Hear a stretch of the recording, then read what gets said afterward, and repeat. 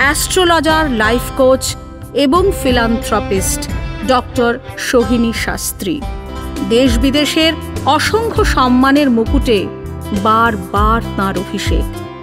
একবার নয়, দুবার রাষ্ট্রপতি পুরস্কারে সম্মানিত তিনি। ন্যাশনাল আমেরিকান ইউনিভার্সিটি তাকে সাম্মানিক ডিলিট উপাধিতে ভূষিত করেছে। লন্ডনের ওয়ার্ল্ড বুক অব রেকর্ডসে জ্ঞানী গুণীদের মাঝে তিনি একটি উজ্জ্বল নক্ষত্র। ইন্টারন্যাশনাল অ্যাস্ট্রোলজি ফেডারেশন তাকে দিয়েছে আমেরিকান অনারারি ডক্টরেট খেতাব। ইংল্যান্ডের গ্লোবাল বুক অব এক্সেলেন্স এই প্রথম ভারতবর্ষের কোনো অ্যাস্ট্রোলজার ডক্টর সোহিনী শাস্ত্রী তাঁর উজ্জ্বল স্বাক্ষর রেখেছেন। স্বীকৃতি ও খ্যাতির শীর্ষে থাকা এই অ্যাস্ট্রোলজারের কাছে তাই দেশ বিদেশের স্বনামধন্য ব্যক্তিত্বরা বারবার ফিরে এসেছেন। তার অভ্রান্ত গণনায় তারা খুঁজে পেয়েছেন নিজেদের জীবনের সুখ শান্তির চাবিকাঠি। একের পর এক অ্যাস্ট্রোলজির বই লিখে তিনি জয় করেছেন উৎসুক পাঠকের উদ্বেল হৃদয়। এই প্রজ্ঞা পারমিতাকে সার্থক জীবনের অভিনন্দন।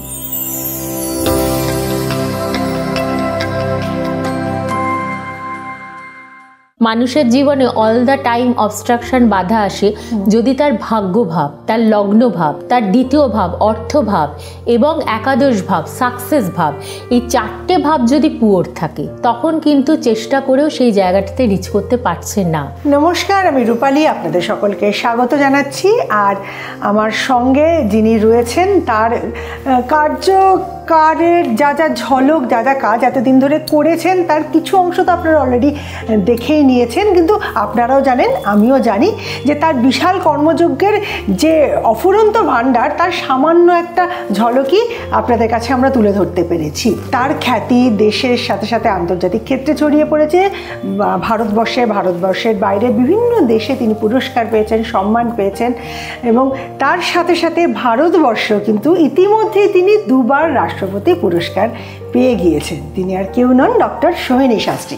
কিন্তু আজকে আমাদের এই অনুষ্ঠানে আমি এবং ডক্টর সোহিনী শাস্ত্রী ছাড়াও রয়েছেন আমাদের আরও একজন সম্মানীয় অতিথি। আমাদের সঙ্গে রয়েছেন সম্বুদ্ধ গঙ্গোপাধ্যায়। তিনি আদি নিবাস কালীঘাটে, নমস্কার সম্বুদ্ধদা,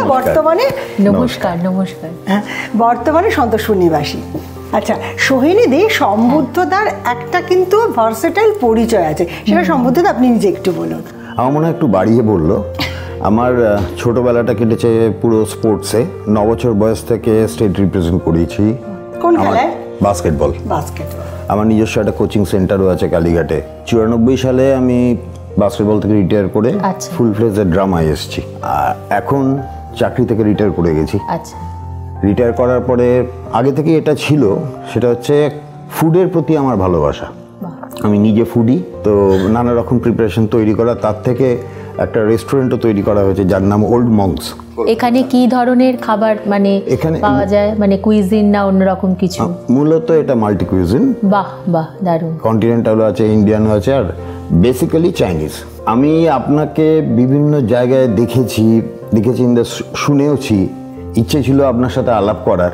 তো আজকে এখানে এসে সত্যি আমার খুবই ভালো লাগছে। আমরাও প্রচন্ড খুশি আপনি এখানে এসেছেন, আমাদেরও খুব ভালো লাগছে, ভীষণ ভালো লাগছে। ম্যাডাম, আমার একটা প্রশ্ন আছে। অবশ্যই। সেটা হচ্ছে, ধরুন, যেটা ও একটু বাড়িয়েই বললো যদিও, যে অনেকেই নানা রকম কাজ একসাথে করতে ভালোবাসেন। ঠিক, যেমন আমি খেলা, অভিনয়, এদিকে ফুড, সব নিয়ে কাজ করতে ভালোবাসি। প্লাস আপনি চাকরিও করতেন। চাকরিটা আপনার কি ফিল্ডে ছিল? আমি ছিলাম ইস্টার্ন রেলওয়েতে। ও, তার মানে গভর্নমেন্ট সার্ভিসে ছিলেন? সেন্ট্রাল গভর্নমেন্টের সার্ভিসে ছিলাম এবং সেটা খেলার জন্যই আমি ওখানে জয়েন করেছিলাম। তো যাই হোক, এরকম প্রচুর মানুষ আছেন দেশে। তো আপনার মতো একজন গুণী মানুষের কাছ থেকে যদি শুনতে পারি, দেখুন, প্রথমেই বলি যে আপনাকে দেখে আপনার সাথে কথা বলতে ভালো লাগছে। কেন?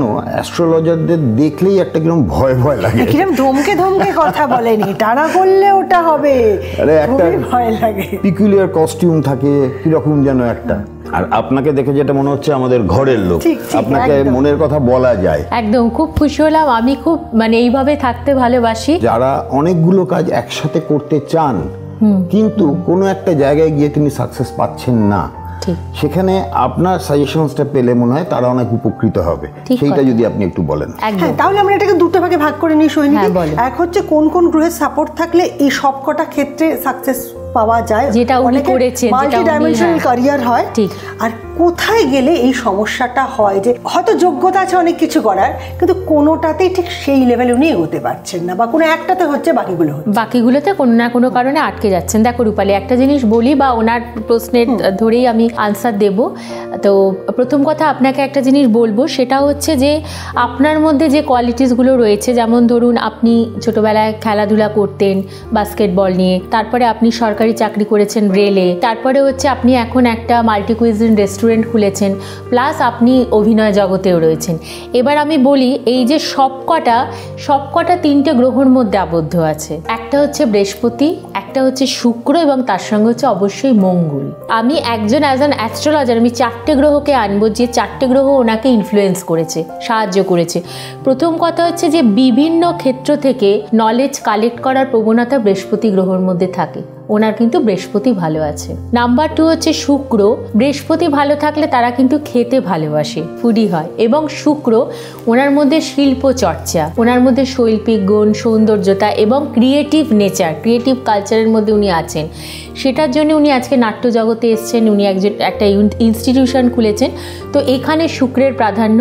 একটা কমন প্ল্যানেট আছে যেটা মঙ্গল, যেটা ওনাকে খেলাধুলায় সাহায্য করেছে, কারণ একজন স্পোর্টসম্যানের জন্য মঙ্গলটা কিন্তু সব থেকে আগে আমরা দেখব। তো ওখানে ওনাকে মঙ্গল সাহায্য করেছে, প্লাস উনি রেলওয়ে জব করেছেন, গভর্নমেন্ট সার্ভিস, সেখানেও কিন্তু একটা ফিক্সড স্টেবল জব, যেটাতে ওনাকে বৃহস্পতি এবং মঙ্গল সাহায্য করেছে। কারণ রেলওয়ে চাকরি পেতে গেলে আমরা সকলে জানি যে মঙ্গলের প্রাধান্য দরকার। মঙ্গল জন্মছকে ডেফিনেটলি, ওনার যদি জন্মছক দেখি, কোনো না কোনোভাবে ওনার 6th 10th কানেকশন ডেফিনেটলি আছে, যার জন্য উনি কিন্তু চাকরি করেছেন। আর আজকে হচ্ছে ফুড রেস্টুরেন্ট, এটা সম্পূর্ণ ডিপেন্ড করছে হচ্ছে বৃহস্পতি এবং শুক্রের উপর। সুতরাং ওনার জন্মছকে বা ওনার জীবনের উপর এই 4টে গ্রহের প্রভাব ডেফিনেটলি আছে, যার জন্য উনি আজকে প্রত্যেকটা ক্ষেত্রে সাকসেসফুল হয়েছেন, এবং এরা কোনো না কোনোভাবে একটা গুড কানেক্টেড রয়েছে গুড হাউসের সঙ্গে। হয়তো 11th house, 9th house, 10th house, 10th house হচ্ছে কর্ম, বিজনেস 7th হাউস। তো ডেফিনেটলি ওনার 7th, 10th, 11th কানেক্টেড এই গ্রহগুলোর আছে, যার জন্য উনি আজকে এই জায়গায় আসতে পেরেছেন, না হলে পারতেন না। এবার অনেকের মধ্যে ইচ্ছা থাকে যে জীবনে অনেক কিছু নিয়ে অনেক কিছু করব, তারা হয়তো চেষ্টা করছে, তারা পরিশ্রম করছে, তারা কন্টিনিউয়াসলি স্ট্রাগল করে যাচ্ছে, লড়াই করে যাচ্ছে, কিন্তু তারা পারছে না। তার কারণ হচ্ছে যে তাদের জন্মছকে বিভিন্ন গ্রহ দোষ, যেটা আপনার প্রশ্নের উত্তর দেব, যে তারা হয়তো জন্মেছে কোনো একটা খারাপ যোগে, সেটা হতে পারে শুলযোগ, সেটা হতে পারে ব্যাঘাত যোগ, সেটা হতে পারে গণ্ডযোগ, হতে পারে সেটা মূল দোষে, কোনো না কোনো একটা যোগে হয়তো উনি তারা জন্মাচ্ছে। প্লাস তাদের জন্মছকে হয়তো দেখা যাচ্ছে যে 9টা গ্রহের মধ্যে 3 থেকে 4টে গ্রহ রেট্রোগ্রেড, বা 3 থেকে 4টে গ্রহ দুর্বল এবং দুস্থানগত রয়েছে। এবং ধরো তারা চাইছে একাধারে একজন ভালো অভিনেত্রী বা অভিনেতা হতে, একাধারে একটা গভর্নমেন্ট সার্ভিস করতে, বা একাধারে হয়তো একটা রেস্টুরেন্ট ওপেন করতে, বা এনিওয়ে একটা হয়তো কোনো একটা ভালো ফুড শপ, বা ধরো একটা ক্লোদিং শপ, এরকম। তো সেটার জন্য যে যে গ্রহ সাপোর্ট দরকার, সেই গ্রহর সাপোর্ট নেই। আরেকটা জিনিস, মানুষের জীবনে অল দ্য টাইম অবস্ট্রাকশন বাধা আসে যদি তার ভাগ্য ভাব, তার লগ্ন ভাব, তার দ্বিতীয় ভাব অর্থ ভাব এবং একাদশ ভাব সাকসেস ভাব, এই 4টে ভাব যদি পুয়ার থাকে, এই 4টে ভাব যদি কোনোভাবে 6th, 8th, 12th কানেকশন হচ্ছে, তখন কিন্তু চেষ্টা করেও সেই জায়গাটাতে রিচ করতে পারছে না।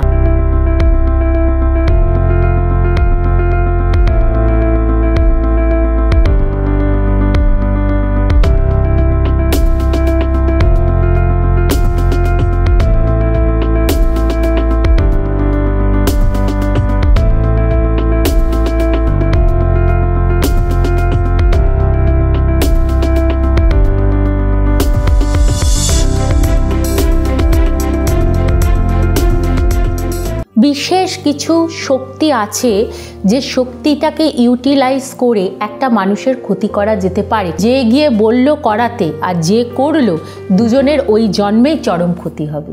এই যে প্রতিবন্ধকতা, এই প্রতিবন্ধকতা থেকে বেরোনো অ্যাস্ট্রোলজির মাধ্যমে সম্ভব। একদম, সেইটাই আমি আপনার থেকে জানতে চাইছি, যাতে যারা আমাদের মতো এরকম হতে চান কিন্তু পারছেন না, তারা কি করবেন। হ্যাঁ, একটা জিনিস বলি যে দেখুন, এটা ডিপেন্ড করছে ইন্ডিভিজুয়াল হরোস্কোপের উপর। এবার ধরুন কেউ হতে চাইছে পারছে না, তাহলে আমার তার জন্মছকটা বিচার করে তার যে গ্রহদোষগুলো রয়েছে সেটাকে পুজো করে দোষটা কাটিয়ে তাকে একটা সাপোর্ট দেওয়া যেতে পারে, তাকে স্টোন থেরাপির মাধ্যমে সাপোর্ট দেওয়া যেতে পারে, তাকে রুদ্রাক্ষস থেরাপির মাধ্যমে সাপোর্ট দেওয়া যেতে পারে, তাকে কিছু মন্ত্র চ্যান্টিং এর মাধ্যমে সাপোর্ট দেওয়া যেতে পারে। তার ডেলি লাইফের কিছু রিচুয়ালস তাকে মেনটেন করতে হলো, হয়তো সপ্তাহে তাকে বলা হলো যে 2 দিন সম্পূর্ণ নিরামিষ খেতে, তাকে বলা হলো যে এই দেবতার মন্ত্র চ্যান্টিং করতে, এই মন্দিরে গিয়ে পুজো দিতে। তার জীবনের হয়তো অনেক সময় আমরা যেটা বলি যে আমাদের প্রারব্ধ, ঠিক আছে, পাস্ট লাইফ কর্মফল, যার জন্য আমরা সাফার করছি, সেটার জন্য এই জীবনে কিছু ডোনেশন, ভগবানকে বিশ্বাস করা, বাবা মাকে রেসপেক্ট করা, সম্মান দেওয়া, মানুষকে রেসপেক্ট করা, মহিলাকে সম্মান দেওয়া এবং যে কোনো মানুষের সঙ্গে সফট বিহেভ করা, আমার মনে হয় যে তার একটা ফল আছে, এফেক্ট আছে এবং তার রিটার্ন আসবে। আমরা ওইভাবে কারেকশনটা করি। আমার আর একটা হ্যাঁ, সেটা হচ্ছে দেখুন, এখন তো আমার জীবন বলতে হচ্ছে সন্তোষপুর ভিন্নরূপ আমার নাটকের দল আর আমার ওল্ড মঙ্ক রেস্টুরেন্ট। আমি ওল্ড মঙ্কটাকে এই মুহূর্তে একটু নতুন ভাবে সাজাতে চাইছি, তো আপনার সাজেশন চাই কিভাবে কি করলে সেটাকে আমি আরো বেটার করতে পারবো বা চেনে পরিণত করতে পারবো। প্রথম কথা আপনাকে দুটো জিনিস চেনে করা, মানে আরো নতুন নতুন ব্রাঞ্চ যদি করা যায়, নতুনভাবে সাজানো, মানে কি সেটাকে আমাকে বাস্তু দেখতে হবে। ব্রাঞ্চ ওপেন করতে চাইছেন নাকি আর ভেতরে মানে যে ডেলিকেসিগুলো আপনারা প্রোভাইড করছেন সেগুলো চেঞ্জ করতে চাইছেন, আর প্যাটার্নটা ফরম্যাটিংটা চেঞ্জ করতে চাইছেন, মানে ইন হুইচ ওয়ে? আমি বলতে চাইছি এক কথায় ব্যবসাটাকে বাড়াতে চাইছি, ব্যবসাটাকে এক্সপ্যান্ড করতে চাইছেন, ব্যবসাটাকে বৃদ্ধি করতে চাইছেন। আমি আপনাকে প্রথম কথা বলবো যে আপনার জন্মছকটা আমি একটু দেখব, আপনার ডেট অফ বার্থ ডিটেলসটা আমি একটু চেক করব, কারণ কাউকে যখন একটা লাইফে যখন একটা আমি গাইডলাইন দিচ্ছি তখন আমাকে একটু এটা দেখে নিতে হবে, দেখে আপনার ব্যবসার সমৃদ্ধি কিভাবে হবে সেটা আপনাকে আমি ডেফিনেটলি গাইড করব। আমি আজকেই আপনাকে গাইড করব যে হয়তো কিছু জিনিস আছে, কিছু রেমেডি আছে যেগুলোকে হয়তো আপনাকে করতে হবে এবং আশা করছি যে আজকে আপনি এখানে মানে বসে আছেন, হয়তো নেক্সট ইয়ার এই সময় আপনি যে মনস্কামনাটা নিয়ে আমাদের কাছে এসছেন বা যে ইচ্ছাটা নিয়ে এসছেন, যে উইশটা নিয়ে এসছেন, সেটা আপনার পূর্ণ হবে। Thank you. এবার আমি আগে তোমার বলা কথা প্রসঙ্গে একটা প্রশ্ন আমার মাথায় এসেছে, যে এটা তো সত্যি সত্যি আমরা জানি যে তুমি যত সৎ থাকবে, তুমি যত ভালো, যত ডিসেন্ট, যত নাইস লাইফ লিড করবে, তোমার কর্মাও তত পজিটিভ হবে, তোমার সাথে ভালো রেজাল্ট হবে।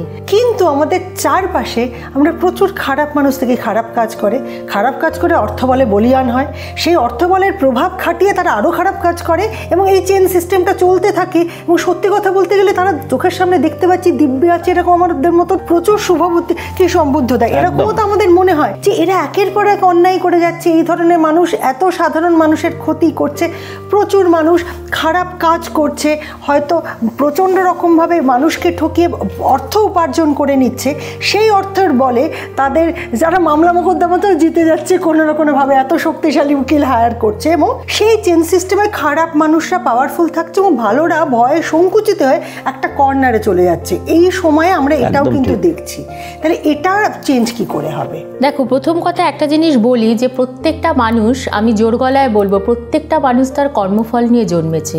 আজকে যে ধনী, যে অসৎ উপায়ে ইনকাম করে ধনী হচ্ছে, একটা হয় সৎ উপায় ইনকাম, আরেকটা হচ্ছে অসৎ উপায় ইনকাম। যারা সৎ উপায় ইনকাম করছে তাদের ব্যাপারটা আলাদা, কিন্তু যারা অসৎ উপায় ইনকাম করছে তারাও কিন্তু ধনী এবং তারা কিন্তু মানে গায়ের জোর বলো, অর্থের জোর বলো, তারা আজকে একটা সমাজের জায়গা দখল করে বসে আছে, সেটাও কিন্তু তাদের কর্মফল। তারা কোনো একটা জন্মে কিন্তু অত্যধিক ভালো কাজ করে এসছে, অত্যধিক এতটাই তারা ভালো কাজ করে এসছে যে ভগবানের দ্বারা তারা কিন্তু সেই গ্রহ বল, গ্রহের আশীর্বাদ নিয়ে জন্মেছে এবং কোথাও তাদের রাহুর আশীর্বাদ রয়েছে, কোথাও তাদের শনির আশীর্বাদ রয়েছে, যে কারণের জন্য কিন্তু হয়তো এই জন্মে, কারণ আমরা যখন যখন কর্ম করি ভগবান তৎক্ষণাৎ কিন্তু শাস্তি দেন না, সব কিছুর একটা সময়, যার জন্য কথাটা এসছে টাইম, সময়ের জন্য আমাদের অপেক্ষা করতে হয়। হয়তো তোমার চোখে আজকে প্রচণ্ড অন্যায়কারী, কিন্তু তুমি যদি তার সঙ্গে 20 বছর বাদে দেখো, দেখবে কোনো না কোনো সময় গিয়ে তাকে চরম কষ্টের মধ্যে থাকতে হচ্ছে, হয়তো অর্থনৈতিক কষ্ট না,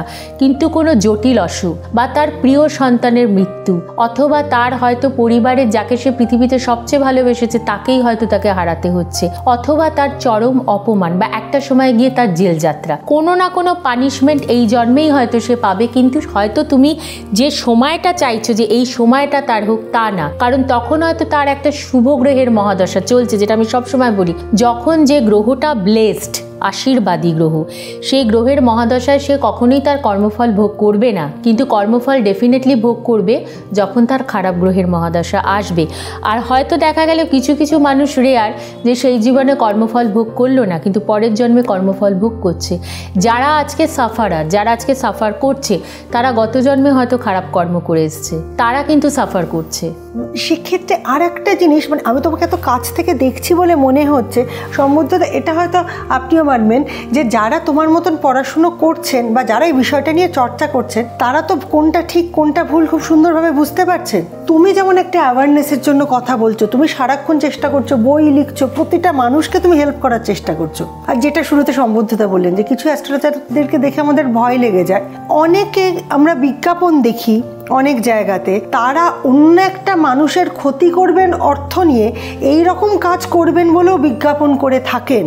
তাহলে তারা জেনে বুঝে এই কাজগুলো করছেন কি করে? তারা তো জানেন যে এই কাজটা করাটা কতটা অন্যায়, মানে ঋণ শোধ এ জন্মে না হলে তাকে তো পরের জন্মে শোধ করতে হবে। দু ধরনের মানসিকতা আছে, একটা হচ্ছে যে অর্থ নিয়ে লোকের ক্ষতি করব, আরেকটা হচ্ছে যে অর্থ নিয়ে একটা মানুষ বিপদে আছে, সেই বিপদ থেকে তাকে রক্ষা করব, তার অর্থটা সেই বিপদ থেকে রক্ষা করার যে পদ্ধতি তাতে ইউজ করব, করে একটা মানুষকে সেফ লাইফ দেব। এবার হচ্ছে যে আমরা যদি একটা ছুরি দেখি, একটা ছুরি দিয়ে একজন ডক্টর যেমন একটা মানুষের পেট কেটে অপারেশন করে তাকে বাঁচাচ্ছে, আবার সেই ছুরি দিয়েই কিন্তু একজন অসৎ মানসিকতার লোক একটা মানুষকে খুনও করতে পারছে। সুতরাং তন্ত্র সাধনা, তন্ত্র বা ঐশ্বরিক শক্তি, কালী শক্তি কিন্তু বা শৈব শক্তি একটা মানুষকে যেমন প্রোটেকশন দেয়, আবার একটা মানুষকে ক্ষতি করতে পারে, কিন্তু ঈশ্বর কখনো কারোর ক্ষতি করে না। বিশেষ কিছু শক্তি আছে যে শক্তিটাকে ইউটিলাইজ করে একটা মানুষের ক্ষতি করা যেতে পারে, কিন্তু তার একটা কথা বলবো,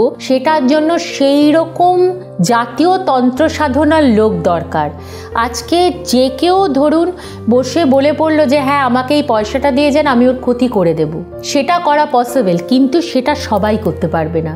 তার জন্য প্রকৃত সাধক চাই, তার জন্য প্রকৃত সাধনা চাই, তার জন্য প্রকৃত প্রসেস চাই, কিন্তু এই জিনিসটা ভুল করা, এইটার আমরা বিরোধী, এবং খুব কঠিন সাধনা ছাড়া এটা কেউ করতে পারে না। আরেকটা জিনিস জানবেন, যে গিয়ে বলল করাতে আর যে করলো, দুজনের ওই জন্মেই চরম ক্ষতি হবে।